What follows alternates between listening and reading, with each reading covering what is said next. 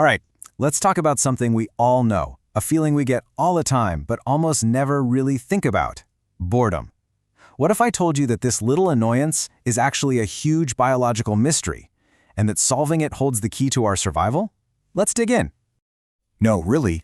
Have you ever stopped to wonder why? Why do our brains even let us feel bored? You know, that restless, nagging feeling, or its cousins like just feeling blah or completely listless? We have all these mental tricks to protect us from other bad feelings. So how come boredom gets a free pass? Well, the answer is fascinating, and it's a real double-edged sword. Because once you understand boredom, you understand a huge part of why our species is still here. But it also explains a massive source of our modern-day stress and anxiety. You know, it's funny. We question so many of our emotions, but boredom, you just kind of accept it. It feels as fundamental as, I don't know, enjoying a good meal or laughing at a joke. But we almost never stop and ask the big question: why do we even have this feeling in the first place? So, to really crack this case, we're going to play detective. We need to follow two critical clues. The first one comes from the actual physical wiring of our brains. And the second?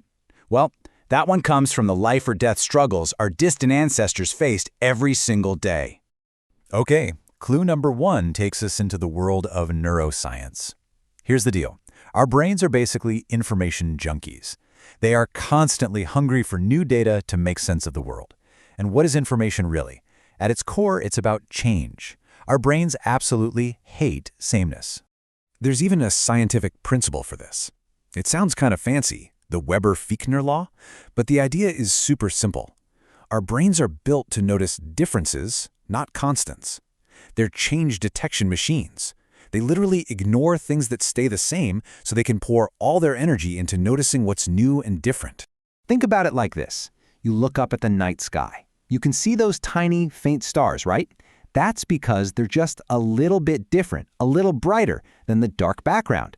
Your brain picks up on that tiny change and says, aha, new information. But then, what happens when the sun starts to come up? The stars are still there, of course, but now the whole background has changed. That bright, colorful horizon is the big, new, important piece of information. So your brain literally gets bored with the stars. They're old news, and it tunes them out to focus on the sunrise. So, okay, that's the how. That's how our brains are wired to crave change. But now for clue number two, the why. This takes us into evolutionary psychology, and this is where boredom goes from being just a feeling to being an actual, honest-to-goodness superpower. Now get ready for this, because it sounds dramatic, but it is 100% true. You, personally, are alive today because your ancestors got bored. That feeling is a direct evolutionary link to your own existence. It's an echo from a time when feeling bored was the difference between living and dying. Just picture it. Imagine two of our ancient ancestors with an afternoon off. One of them just sits there, perfectly content, doing nothing. The other one, he gets restless, he gets bored. And that boredom makes him get up and wander around. Well, when the predator shows up or the food supply suddenly runs out, who do you think is better prepared? The idle one's story ends there. The bored explorer, he survives.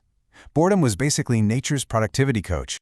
So this means boredom wasn't about being lazy. No way. It was the absolute opposite. It was the kick in the pants that pushed our ancestors to use their downtime for something useful. To go hunting, to find new resources, to make better tools, to build stronger shelters, all because they just couldn't stand sitting around doing nothing. Okay, so let's recap. We have this ancient, life-saving instinct for novelty that's hardwired into our brains. But now we get to the big reveal, because this is where that ancient drive starts to go haywire in our modern world. The entire problem boils down to this one simple fact. We are running ancient software on brand new hardware. Our brains are still using these Darwinian survival scripts, operating as if a lack of new information means we're in mortal danger. They just haven't gotten the memo that the world has changed. And you can see this mismatch everywhere. That ancient craving for new information that helped us spot predators, now it gets us stuck in an endless social media scroll. That drive for high-calorie food that saved us from starvation, now it just leads us to donuts and junk food. The need for new stimuli gets hijacked by these super-fast, twitchy video games. And this leads to a really dangerous cycle, something the source calls digital cocaine. It's all about habituation. See, just like with a drug, we start needing bigger and bigger hits of digital stimulation to feel anything at all. The fast-paced video that amazed you yesterday is boring today, so you need something faster, more intense, more novel. And the consequences of this ancient drive misfiring, they're serious. This isn't just about wasting a few hours online. This constant, unsatisfying hunt for digital novelty is being directly linked to real-world problems: social isolation, depression, anxiety, stress, and a total lack of the one thing boredom evolved to create: actual productivity. So, is it all doom and gloom? No, not at all. Here's the good news. We are not helpless here. Once you understand the problem, once you see the wiring, you can find a resolution. We can learn how to reclaim this ancient drive and aim it at something healthy instead of digital junk. The source actually suggests a really simple but powerful 4-step plan. Step 1, just acknowledge it. Understand that your ancient brain is being hijacked. Step 2, go out and seek face-to-face, real human experiences. 3, look for novelty that engages all of your senses, not just your eyes on a screen. And 4, commit to trying new things in the actual physical world. And this doesn't have to be some huge, life-altering change. You can feed that novelty-craving brain in small, amazing ways. Take a different route home from work, learn an instrument, go to a library and just wander the aisles, try a food you've never heard of. These are the kinds of rich, multi-sensory experiences our brains are truly dying for. So, in the end, it really all comes down to this: that deep, ancient craving for what's new. It's never going away. It's a fundamental part of who we are. The only real question is, how are you going to choose to feed it? Are you going to let it be hijacked by an algorithm, or are you going to use it to go explore the rich, complex, and genuinely novel world that's waiting right outside your door? The choice is yours.